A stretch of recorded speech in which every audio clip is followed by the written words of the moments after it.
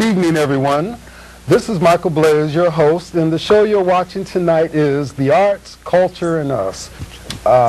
And tonight we have a very special guest for this first show, by the way, in the studio, of Miss Michelle A. Banks, actress, writer, producer, director, an award-winning writer, actress, director, and producer as well.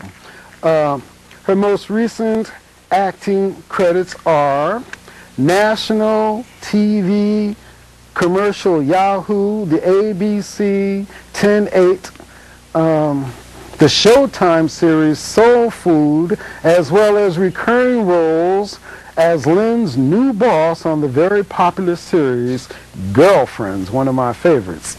And we're here tonight because you know how it is.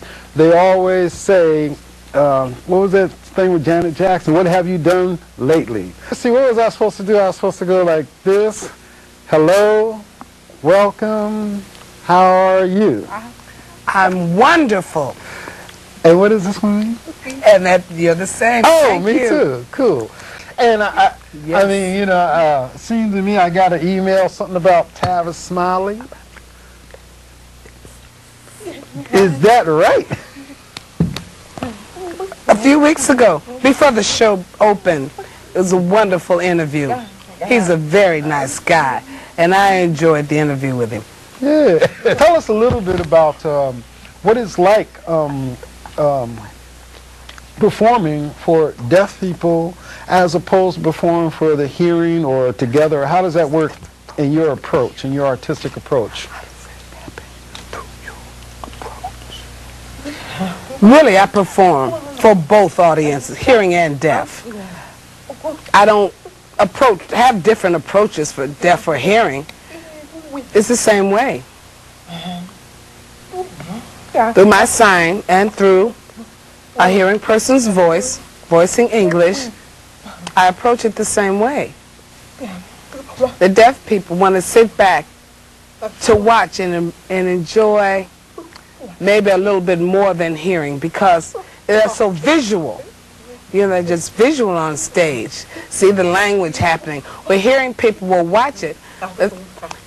Most people don't know sign language or the deaf culture or ASL. They just come to see the show and they're hearing it and watching it. So maybe hearing audience have a difficult time. But the deaf audience really just absorb all of the culture and the language that's happening. And some hearing people who have worked with the deaf community, who know the deaf culture, they can listen and watch at the same time also. It's various audience experiences. The same, I approach it the same, deaf or hearing. Well, while we're discussing this, the deaf or hearing, I understand that there are a number of people who just do American Sign, like I'm about to take a course, who just do American Sign, and that's part of the culture also. How does that work? That's good for that. Part of the culture also. Yes, American Sign Language is part of the culture, the deaf culture.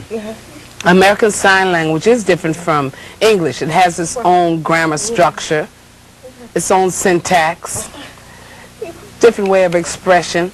It's just different from English. Sign language is a language. It is a language and is a means of communication. Deaf culture, as a person grows up and listens to their language, you know, now from a deaf family, they know that the light's blinking, stomping the foot, that's part of deaf culture. There are different things that mean deaf culture of itself. What was that with the stomping the foot? That's calling a person. Oh. Calling a person to get their attention. That's deaf culture. Most deaf people like to talk in the kitchen. Where there's plenty of bright light. That's part of deaf culture. Hearing maybe like to go into the living room. So there's various things. If you go to a party, you'll see the hearing people dancing. The deaf people, they're not dancing, they're talking. They're busy talking. That's the deaf culture. Now, what was the question I asked earlier? Oh, do the deaf, some people were asking me, are the deaf allowed to drive?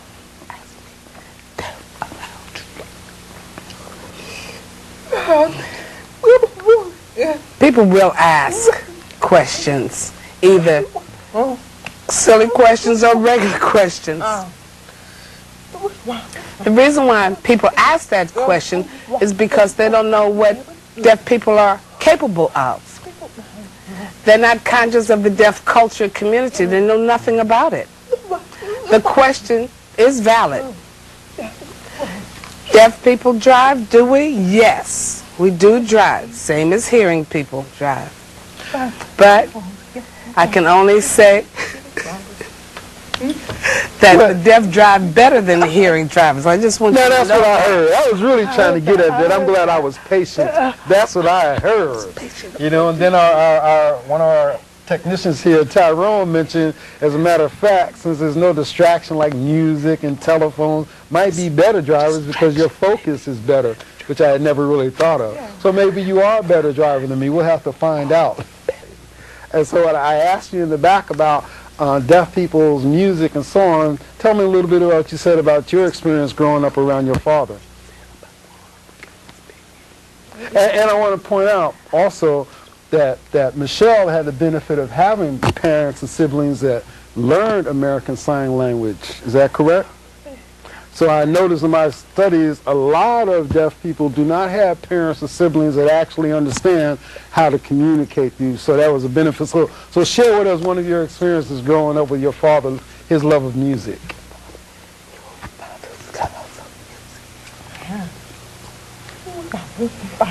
When my parents found out that I was deaf, they immediately sought help and resources and what to do with the deaf child. So they went to Gallaudet University. Fortunately, we lived near Gallaudet University in Washington, D.C. So they received the help they sought, and they thought the best way to communicate with a deaf daughter was to learn sign language. So my parents took the course, and my brother also. So the three of them learned the language so they were able to communicate with me from the time I was very young. As I was growing up, my family really loved music. They always had the music on the radio, you know, albums and different things. My father always sat in the living room with his headsets on, listening to old school music, like the Four Tops, the Temptations, the Supreme, Love Supremes, the Emotions. So I'd come into the room and I'd tell him to sign to me the words, and my father would sign. He's singing and signing. And I just love to watch it. I just love that. So I feel I have music in me because I learned the rhythm from my father. To see him dancing and doing the signs, I felt what he was doing. So I was in a play for colored girls only. When suicide was enough. I was on stage, and there was an excerpt there about the Lady in Brown and Toussaint Louverture. Said he was a hero that fight the war, you know, in the 1700s in Haiti. So when I wrote my one-woman show, I wanted something similar to that scene. So I had an idea. So I did a scene about Bob Marley because that includes music also.